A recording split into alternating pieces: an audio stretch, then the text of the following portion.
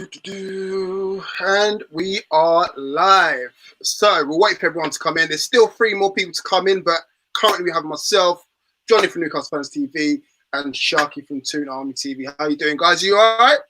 Yeah, very good, 40. How about yourself? Yeah, can't complain. You know, coming off the back of a good win, feeling good again. People getting linked out all over the place now. You know, Miggy Almiron's off to Atletico Madrid. Sense probably going to win a Ballon d'Or. You know, the usual. Yeah. 100%. How you doing, no Sharky? You all right? Yes, I'm not too bad. Buzzing after that result against Bournemouth on Wednesday. Same again on Sunday, hopefully, fingers crossed. And you never know, Europa League could be on.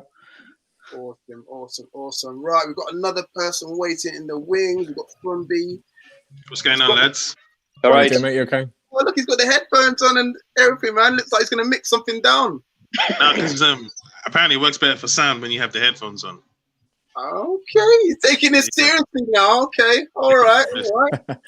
I'll say I've seen that in Ibiza, that like. Everything. Getting techie. DJ Frumby in the house. Okay. Oh man, well, we've got 2 more to come, but obviously we're here for the West Ham preview. But again, let's just go a little bit back because I just want to milk it a little bit more. How good was that Bournemouth performance? I mean, I don't think we've played like that well this season, have we, Jonny?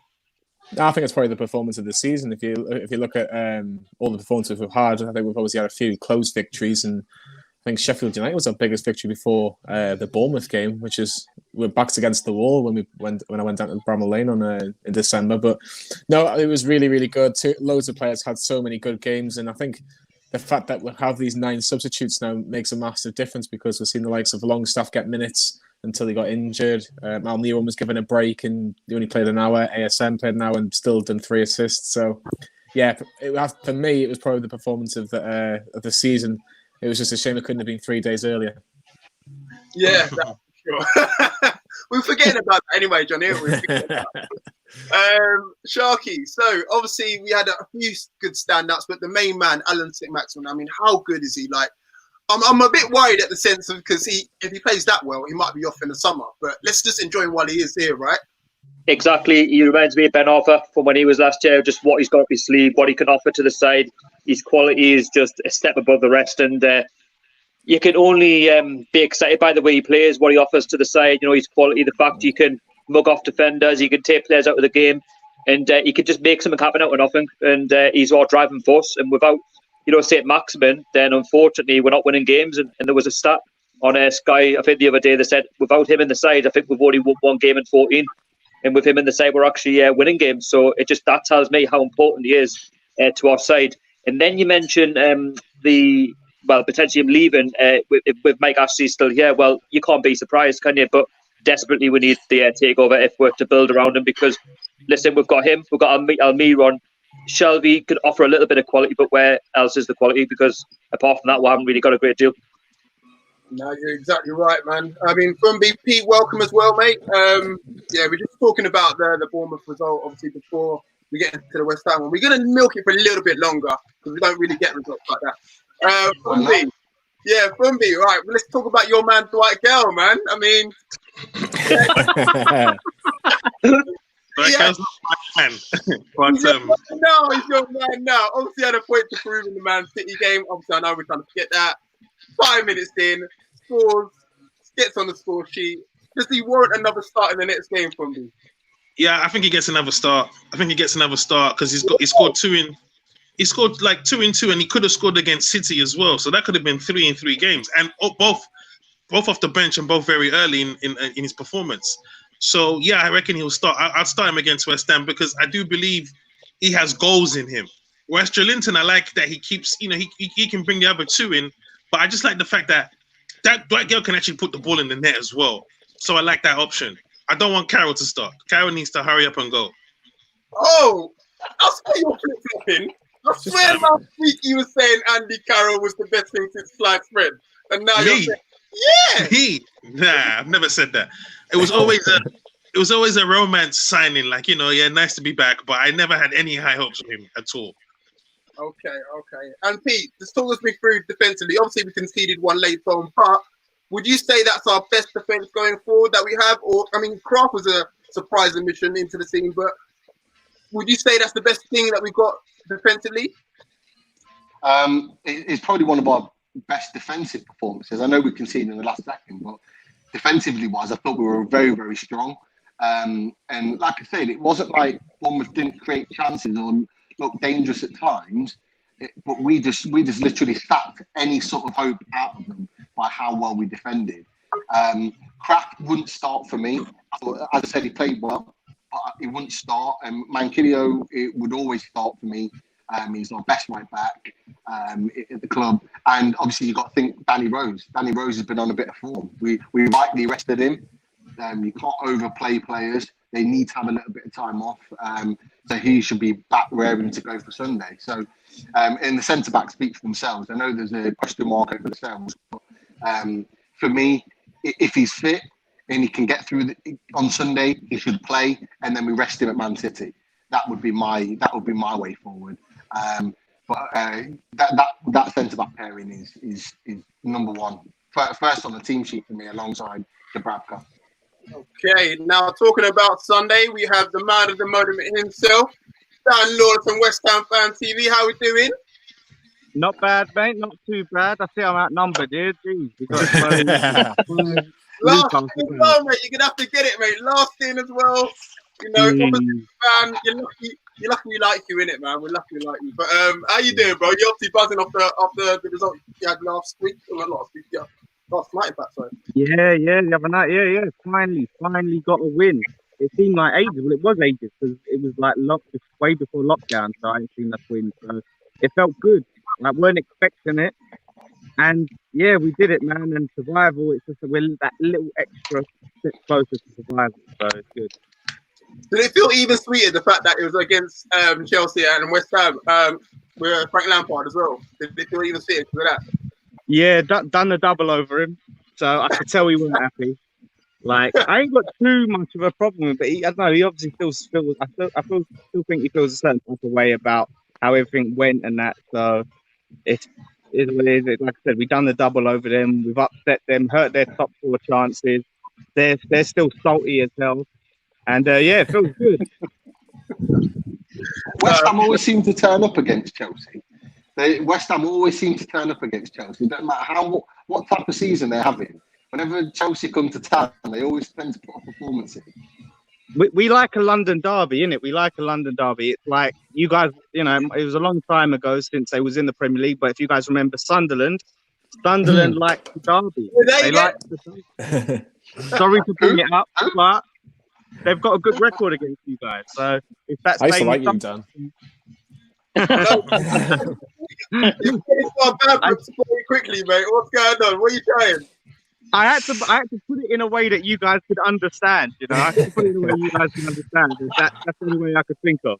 Is that they turn up for the derby, we turn up for derbies, and I don't know, we don't turn up for any other games for some reason. That's the frustrating part.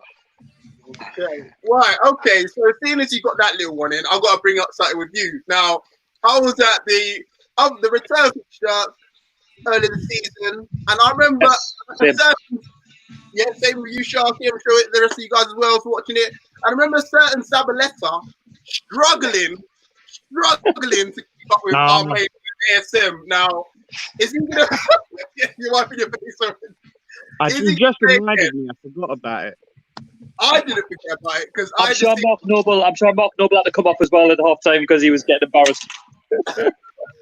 Well, Zabaleta's gone. He's gone. So we ain't got. He's at the door. I saw the tweet saying that, you know, he's had his time at the club, blah blah blah blah. I'm thinking, ASM really, he's never been the same since. I mean, who's coming in his place? Who's ASM going to absolutely tear to shreds this week? Well, we've got Ryan Fredericks, who is probably faster than ASM. He's one of the fastest players. Some people call him a pace merchant because they feel like that's all he's got is the pace. He can do a few bits, but he's fast. So it's not going to be the same thing of like he's just going to be running him ragged too much. It's more about if he's got it up here to be able to his positioning and things like that.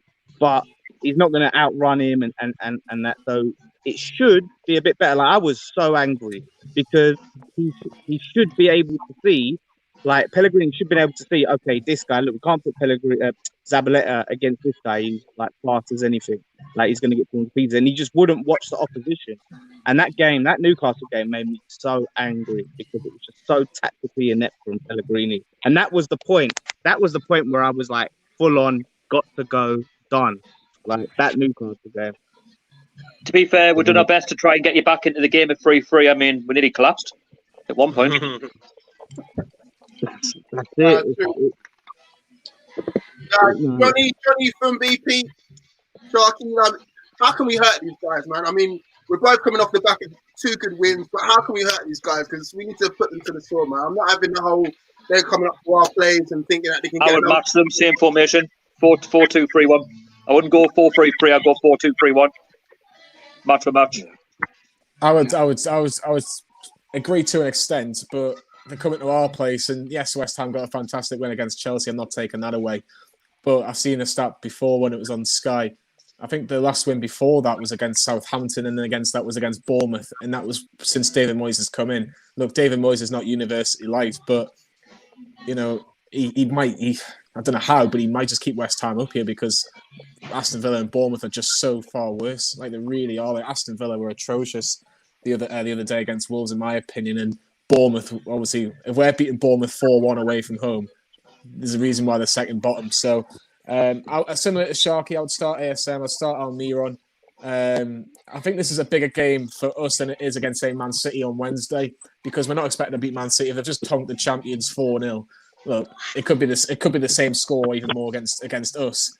So I would go full force against West Ham. I would bring Rose back in for Kraft and push Manquillo to right back. And if Hayden and Shelvey are both fully fit, they start in the midfield for me. It's just whether or not you start Lazaro, potentially, because obviously Longstaff was injured from the game on Wednesday. If it was me, I probably would start Lazaro. He's got a bit of confidence with the goal. And then I would agree with Fumbi, and I would start Gale up top. He scored 2 and 2. I think he would just maybe another chance up front. Hopefully he can score at St. James's on a Sunday afternoon after last week was a bit disappointing. I agree with Jonny. It'd be wrong to Jonny and Fumbi. It'd be wrong to not start Gale. The first thing I'd do after what Dan said is switch ASM to the right hand side. Yeah, and get him to Cresswell. That's the first thing I'd do, because he's played his best football for us down that right hand side, and he's definitely got the beating of Cresswell. So that's what I would do, and I'd have good old Joe Linton on the left hand side. Well, I say I'd have him on there. I'd actually go with Lazaro or Richie first and foremost. But for me, I think Joe Linton will start. I think there seems to be something there where they have to play him, so I think he'll play. And yeah, I'd go Shelby Hayden. Hayden looked good when he come on. He looked like he wasn't injured, neither did Shelby. And then the fullbacks, the same, Manquillo and Rose. And then it's all depending really on Sells, whether he's fit or not. Fumbi, would you agree with that? What are you saying? Yeah, absolutely. I mean, Pete said Hayden looked when he come on until that open miss. Oh, I think he put the same didn't he? Yeah, it was the miss of the century. But I think with West Ham, it's funny because we always have high-scoring games with West Ham, and they're either in relegation or they've already like survived. I do think they'll stay up because, like Jonny said, Bournemouth and Villa and the rest are. I mean, Norwich are giving away points. It's like Christmas for Norwich. Like they're not even worrying. Do you know what I mean? If you lose to Norwich, you should just sack your team. But yeah, I want us to attack on. You know what? There's nothing to kind of get excited about because I think we're safe. So my whole mind is on takeover, innit? So everything for now is like an audition for the new owners for me. So I feel like Brucey's gonna start. Because he looked like Pep last week. Looked like Pep on Wednesday. He's gonna come with that Pep mode again, where he's gonna go attacking. And I reckon it'll be a high-scoring game. Wow. I'm scared about this, man. I mean, obviously we're quietly confident. What are you saying? How are you backing your team? Well, boy, you know what? I never thought I would hear that Steve Bruce has a Pep mode for a start. The week. Neither do we, That's man. One win, bro. What one win done? Gee, it's a mad one. Like, it's interesting though. We played that 4-2-3-1 system. That's what we have been playing. But we've got a few players that look like they might be back. Sebastian Haller is said to be fit for Sunday. Arthur Masuaku, who's a left back, he's not as good defensively as Creswell, but he's quicker. So if we worry about pace, we can put Masuaku in. I think now the system that we had on Chelsea, we need to just keep that. But Yarmolenko, maybe slip Yarmolenko in for Lanzini. But Yarmolenko was looking like he was on fire when he came on. Antonio, man, he's going to be the guy to watch out for you guys, because he will just like run your defenders ragged. Like he's one of the most hardworking footballers like I've ever seen in my life. He does not stop running, so that's the one you guys need to watch out for. And we've got O'Connor back now, who's a solid defender. It's going to be interesting. Like, I think obviously our weakness either way is going to be our fullback. So if you guys go down the wings and put all your energy around the wings, that's going to be the best for you. Whereas if you try and go down the middle, I think Declan Rice is going to have that covered. You've got Souček, who was unbelievable the other night. So, you know, he's a really good build-up. Set piece. I don't know how you guys with set pieces defending-wise, because we was weak at attacking them, but now he seems to have got the formula. Did you watch the last minute against Bournemouth? For me, that's going to be your way in, Dan.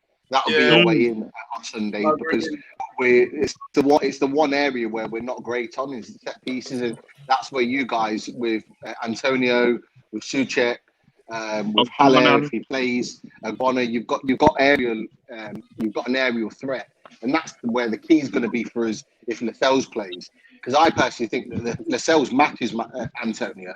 I think athletically and in the air, I think he can deal with him.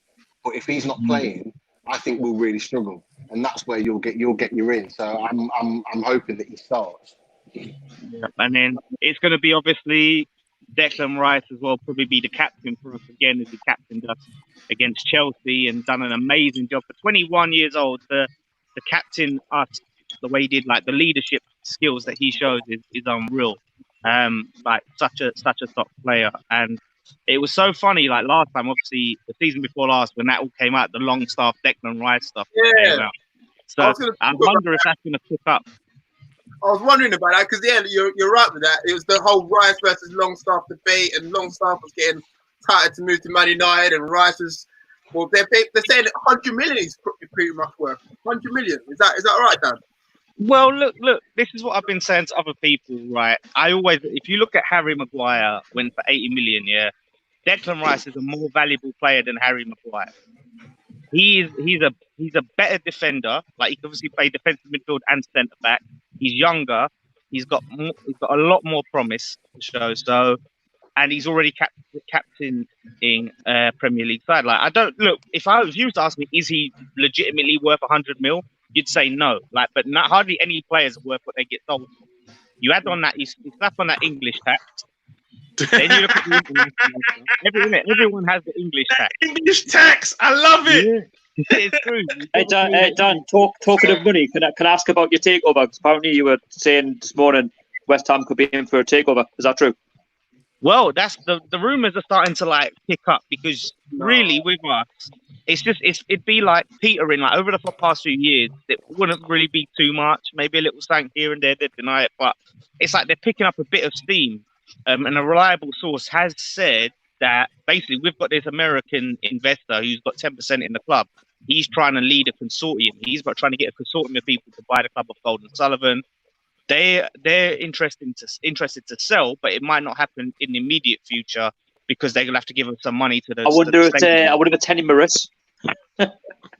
Yeah. Oh.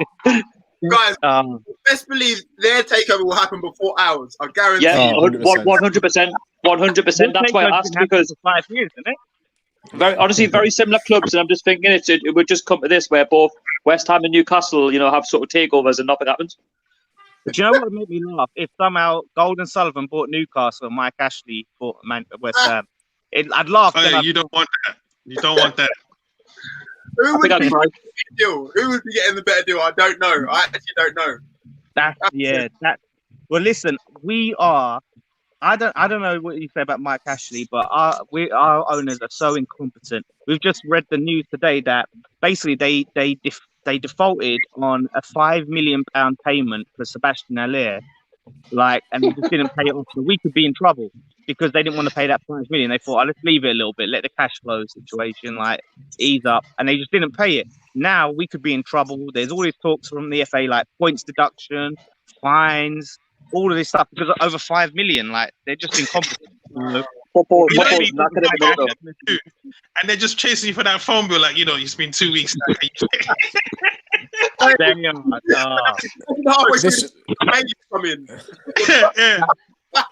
think we've got it worse than you guys. I honestly think we've got it worse. No way. Mike Ashley is a fraud. Mike Ashley is a fraud. Yeah. I think there's a hit. I think Newcastle fans will put a hit on Mike Ashley if he doesn't go. Mike Ashley is a fraud. Yeah, he's got to go. When you guys were mad with the board, you guys rushed the board, didn't you? I remember that. Yeah. And things happened straight away. We've been mad at the board for how many years, and nothing's happened. Nothing's changed. Yeah, because you guys go and sing outside these Sports Direct shops, and he's not even there. So he's like, whatever. It's like waiting for the grass to grow, hearing something from our football club. Put it that way. It's like waiting for the grass to grow. Honestly, sometimes they're on site, we see him, right? Let's go. Whereas we're just been shouted outside the stadium, and it's nowhere to be seen. So I really don't get it. Yeah, he's killed the spirit of Newcastle. This beginning of the season, people weren't coming to the games, even though we were winning. There was just this sad feeling, man. I hate that guy. I came up when we beat you guys. I think it was 3-1 last season. I think it was away in December. And it was just so dead. It was so dead. The whole vibe, atmosphere from the start. It was that was when you guys were starting to try to. That was a season when you guys were going to try and do your thing where fans weren't going to go in, weren't going to go to the games. But still, a lot of fans went to the games. But there was a few empty seats still where some fans were staying away. And I was just there. I was like, wow, looking down from the heavens at your thinking, boy, it was. You just felt it. You really felt the atmosphere was just so tense and it was weird. So I don't know if it's still like that in the stadium, but maybe now you guys feel like there might be a way out. I think you guys might. Oh no, wait a minute. No one's at the stadium. What am I talking about? You know what it is though? The thing is, what a coincidence! The players are playing well. We're winning games. No, but that's helped us. That's actually helped us. The fans ain't there. No fans, no pressure. Yeah, I think it's a sad. I think it's a sad state of affairs for both clubs, though, because you look at Newcastle and West Ham, and Sharkey's right. Both clubs. I don't think there's much in it. I'll argue my case that Newcastle are slightly bigger, in my opinion, but. You look at it, two fantastic supports. West Ham, when they come to Newcastle, they're there. It's exactly the same the other way around. It's just two clubs that, from the top, have been mismanaged so badly that you just think if one of them was to put a little bit more effort, even 10, 15% more effort, who knows where either club could be. Like West Ham a couple of years ago, when Bilic came in, they nearly got into if they got into the Europa League and they weren't a million miles away from the top four. Then we look at... Yeah, exactly. And then you look at Newcastle, have had their moments before Ashley came, and even when Ashley has been here, we've finished fifth. We had the chance to rebuild the football club. It obviously didn't go. I'll use a West Ham phrase or a London phrase. Went Pete Tong. So it's the thing that makes it worse for us. The reason why our situation, I thought it's worse for us because our owners are supposed to be fans, right? David Gold lived literally opposite the ground. He played for the club when he was young. And David Sullivan is apparently a fan. He owns a claret jacket, so I guess he's a fan. But they're supposed to be fans, and they're just not doing it. And you think, wow, if I had that club, the things that I would do, and it's just they're not coming across. So that's what kills me. If you're not fans, it's different. You sort of expect it, but when you're supposed to be a fan, you expect a lot more. I don't know if Mike Ashley, if he has any connection to Newcastle. Other than he tried it. He tried to pretend like a fan, but we saw he tried a few little bevies, didn't he? It just didn't work. The only thing black and white about Mike Ashley is the barcodes on the back of his 99p flipping mugs. I'll tell you what it is. I feel sorry for your support though, because they've put you in some big, massive stadium which has got no atmosphere. And I was there, at the start of the season, and I felt sorry for you lot because you can't generate any atmosphere. You know what I mean? you were known for your volatile atmosphere at the old bowling ground. It was a fantastic ground. I'd love to have went. Sort of missed the place in a sense. And you look at it now and you think it's. I mentioned it in the preview. I just don't think it's fit for the Premier League. In my opinion, I think you deserve a stadium that you can be proud of, not that thing where it's free, and you're getting nothing from it. Yeah, it's a lot harder. It's definitely a lot harder. I mean, it's possible. We've had times where the atmosphere has been good, like mostly like London derbies and stuff, but it's a lot harder to get it going. Like, well, lucky where I am, we all stand up and we sing, but to have that then transfer around the stadium and get that going, it's just so difficult. And it's only at them big games. Like, that's the thing. So, and you just feel like, and obviously when I see your ground, I think, damn, like back at Upton Park, imagine if we could have sort of built upwards like that and they could have found a way and we could have had like a St. James's Park at Upton Park. That would have been the ideal situation rather than having this big wide out bowl. And it sort of like reminds me of like, which is a cheap version of the Emirates. And I hate the Emirates. I really hate it. And it's like a cheap version of that. So I hate all these types of grounds. But yeah, like your ground, obviously, the only thing I don't like is what you guys do with the away fans. I think that's a bit tricky. No, that's a Barcelona move then. That's a Barcelona move. I don't know. I hope you look heights from them. Yeah, like how do you get away with it? Like, because every other club in the Premier League is right. You're right at the front. Like, I think it does sort of hurt though. I think it does hurt the atmosphere slightly. I know like St. James's Park is known for having a good atmosphere, but the atmosphere would be even better if the away fans were like closed down. So I know they've said that there's some sort of security. I don't buy any of that. I think it's just like put them up and you can only hear our fans. But imagine if you had that back and forth between like the away fans and the home fans. No, we don't want to hear your fans. We don't want to hear your fans. We don't want to hear. You know what? Last time I was here, that's all you could hear. That's all you could hear. That's our advantage, When you're at the top, that's our advantage. We can't hear you. That's it. Yeah. I don't know if you've ever noticed though. Any football ground that has an Olympic track, like Juventus or Roma, the atmosphere is dead. Like you just can't hear shit. Yeah, I agree. You know what though? I was at I did it was like a pre-season like a Legends game, and I was like filming some stuff for it in what's it? Lazio, Lazio and Roma's ground, didn't it? The Stadio Olympic Park, yeah. And for something like that, though, like they had the flares going, the flags, like it was mad. Like the way that these guys were singing, because they had all their ultras, isn't it? You had their little ultras in, and the vibe was mad. Like for something like that, so. It's almost like you can do it, but like it's not the English style, is it? Of support, we don't really have ultras, flares, drums, and all of this stuff. Well, Palace have a drum. That's just them with their Palace ultras. But yeah, it's a weird one. Like it's hard. Like I said, it is harder. We've got temporary seats on the track. We were supposed to have retractable seats that like was on wheels and it slided back and forth. And instead, I'm literally sitting on scaffolding. It's ridiculous. You ain't getting them chairs anytime soon, Dan. Not with this pandemic, bro. You're gonna have to bring your blankets next time.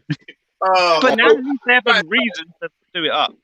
Guys, whilst we're comparing, let's compare the two managers. Like there were two managers that, let's face it, both teams probably didn't want. He's slightly impressed, should I say? I don't know about you, Dan, but Bruce kind of warmed people's hearts now. I mean, Fordy, how could you be impressed if you have David Moyes as your manager? I mean, you done the job. I said slightly. Come on, two Mackhams. Who cares? They're both Mackhams. Listen, Bruce. Look, as much as we want to hate on Bruce, he's got us into quarterfinals. He's got more points than Rafa, is it? I don't know where we're in that debate. And then I don't know from your side of things, Dan. Let me know about your man, because that's twice he's been there now. Right. But yeah, like, has he impressed you guys? And that's for everyone. I think personally, for me, if you look at Bruce and Moyes, I think 2 years ago people have gone, "Oh, you can't really separate them, really."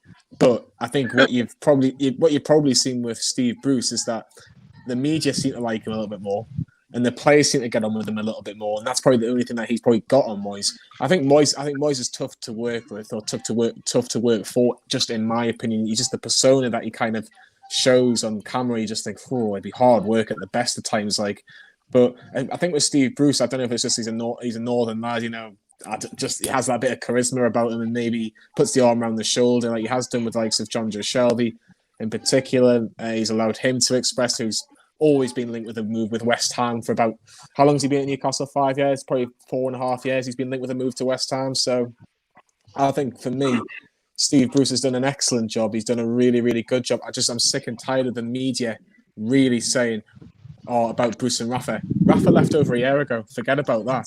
Just let Bruce focus on the job when we're doing well, and then we'll see where it goes from there. In regards to David Moyes, I think West Ham panicked when they sacked Pellegrini. What I think they didn't really have a ready-made replacement. I thought we'll go with Moyes. We'll give him the contract he wants because we think he could just about keep us in the Premier League. And we've mentioned before Villa and Bournemouth being so poor, he might just get a get-out-of-jail-free card. But could I see David Moyes, if they're still in the Premier League, say they stay up, do you think he'll be here this time next year when we're talking, hopefully when it's pre-season and we've got a normal world? Probably not, in my opinion, because I think West Ham fans will think we deserve a little bit better. And I think they do to an extent. I think they could attract a top manager if they have the right owners in place. Can I just talk on Steve Bruce as well? I think like I say, Johnny, I think you're right. I think he's done a fantastic job, with all the pressure that he was under at the very start. I mean, I could probably speak for a lot of fans. I didn't want him in as the job. I thought Rafa done a fantastic job, but I'm long over Rafa now, and I think it's important to keep looking forward. And he's coming in, he's moulded the squad really well. And fair enough, at first the formation was all over the place, but as he said in his previous interviews, he's changed it around, and we've been playing more attacking football. We're playing with freedom, and Almiron and ASM. That brilliant players have been good over the season, but they speak highly of him. And that's what you want. You want a squad that's gelling together and working hard for the manager. And who knows how far Steve Bruce can take us if he's backed. Maybe see where the takeover goes. But for Moyes, I cannot see him there next season, personally. Bruce, I think Bruce deserves a chance if you get new owners and they invest money. I think he deserves a chance to take that team forward and see what he can do. Even though, usually what happens is new owners come in, they sack the manager, they get a new sexy European manager in. That's usually what happens. I think he deserves a chance. He's a Newcastle boy, even though he managed Sunderland. He obviously grew up a Newcastle fan. He understands the club, which is different to David Moyes. He has no connection to West Ham, other than the fact that he managed it 2 years ago. That's it. And I didn't really want him then. I didn't want him this time. We waited too long before sacking Pellegrini. That was the problem. There was all these managers who could have gone in winning slot.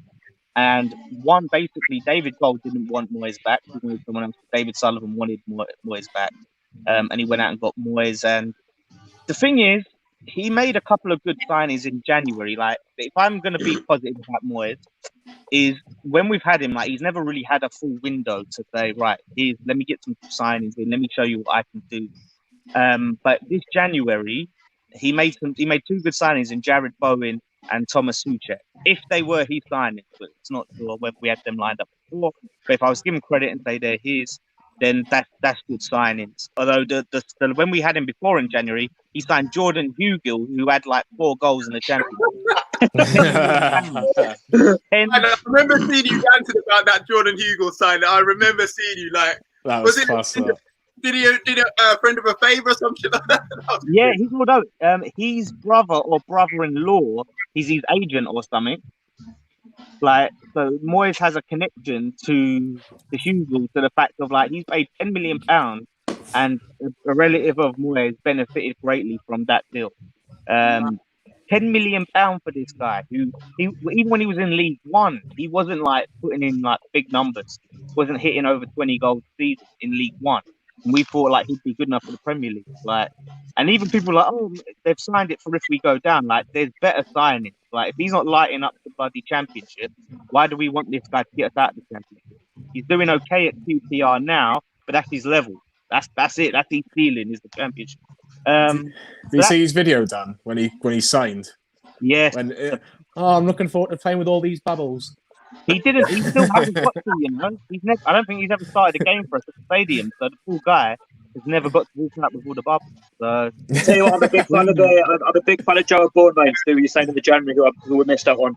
Big fan of that. These are the sort of players. Dan, me and you had the banter on Twitter, and that should have been us, man. Joe Bournemouth should have been us, man. Yeah, well, that's it. Yeah, that's it. Because you guys were heavily linked with him as well. Yeah. yeah, it was mainly it started off like you guys really heavily linked with him, and then we obviously come in, we got him, and I was sort of excited, but you're still not sure how if they can make the step up, and he's massively made the step up. Like he's such a good player, the sort of players that we should be signing for the championship, players like those, not the Jordan Hughes. And yeah, I mean that could be one of them things, and stories that writes itself. Is Newcastle wanted him, he goes and bangs in a goal against Newcastle.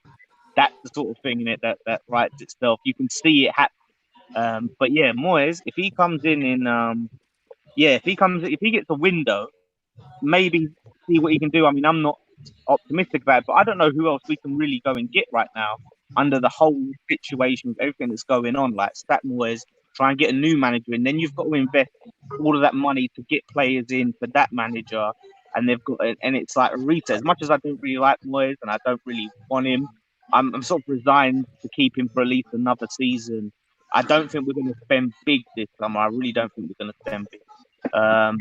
So yeah, I think you guys, out of everything, you guys have the manager-wise have the more favourable. I know not just because he's doing well now, and we're not doing so well, but yeah, you guys have the more advantageous situation. I think with Bruce overall. But Moyes, the thing about Moyes is obviously he was a Sunderland manager, so maybe he can bring some of that Sunderland kryptonite on. I'm sorry, you don't want any players from Sunderland. You don't want anything from Sunderland. Nothing.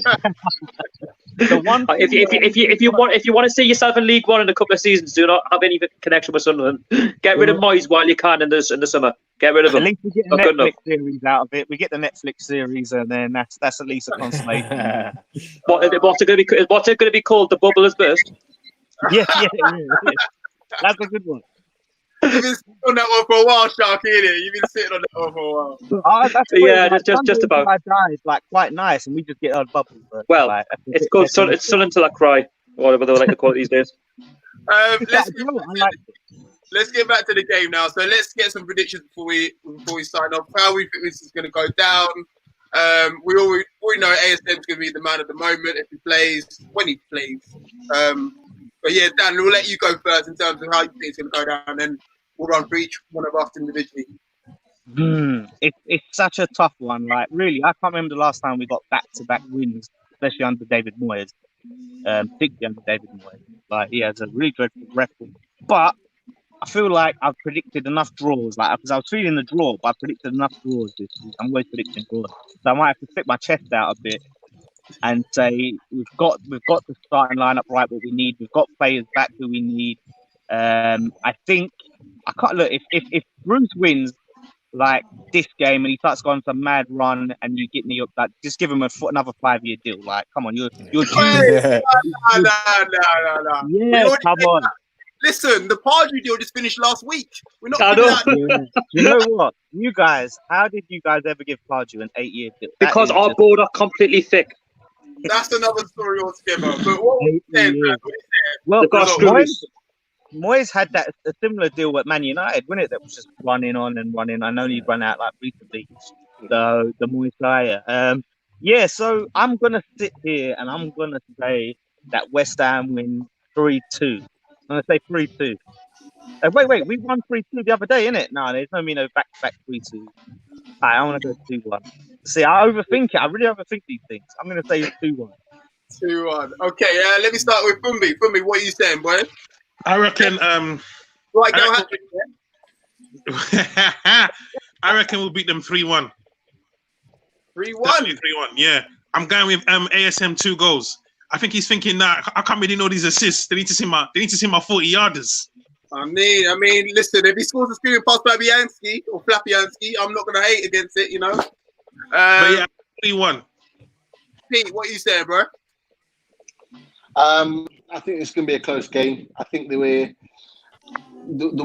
West Ham play, West Ham like to hit teams on the counter attack, and we like to do the same. So I think there's going to be long parts of the game where we're going to cancel each other out. Personally, I think we've got enough to win the game, and home advantage will tell. I'm on a stream, Mum. I don't think that we'll. I don't think that West Ham will perform in the same way that they did with the likes of Chelsea. So I can see us winning. I think it'll be probably 2-1.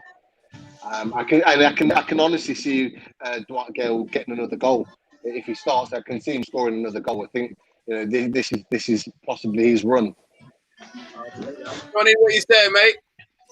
I think I'm going to have to agree with Pete. I think it'll be 2-1. I think it'll be a very close game, but I just think ASM will be the difference. I really do. I don't think West Ham will be able to cope with them. You've seen better teams, in my opinion, not being able to cope with them. So I think he'll be the difference. And I think if he gets a goal or lays it on a plate for somebody, it would not surprise me. So close game, but I'm going to go 2-1 to Newcastle. Lovely. And then Sharkey, last but no means least, what are you saying, mate? Come on, make it a clean sweep. Yeah, exactly. I'm going to agree with Jonny and Pete. I'm going to say 2-1 win. I think it's a winnable game. If we continue off the way we played against Bournemouth, then we've got no problem with beating West Ham. Can we do the double over them? Well, we'll wait and see on Sunday. I think Steve Bruce will go for it. And I think with a 4-2-3-1 formation, if we can hit them on the counter-attack and Saint-Maximin gets a lot of the ball, I think he could cause our defence problems. So I think Saint-Maximin will get one and Almiron will get one. And I think maybe Haller or something will get one for West Ham, maybe. Or Souček. I'll say 2-1 to the tune. Okay. Sorry, Dan. I mean, obviously we're confident too fans here, man. Yeah. Listen, you guys are due it. You guys are due it, Pete. Come on, you guys are due it. We need this more than you. We need the points more than you. Yeah, man. You're gonna get your little takeover. Everything's gonna be rosy. Yeah, we need the points. Takeover. This game could be called Takeover FC. But you know what? If we get the takeover first, you guys just need to give up. Honestly, you guys need to give up and say and just support Mike Ashley. That's all I'm saying. If we get that first. All right, man. Anyway, thank you guys for joining me, man. No problem. Man, for after Sunday, not this Sunday. After Sunday, good luck for the rest of the season. Obviously, boys, 3 points for us. Easy. Thanks very much. And yeah, have a good weekend, man. Take care. Cheers, lads. Yeah,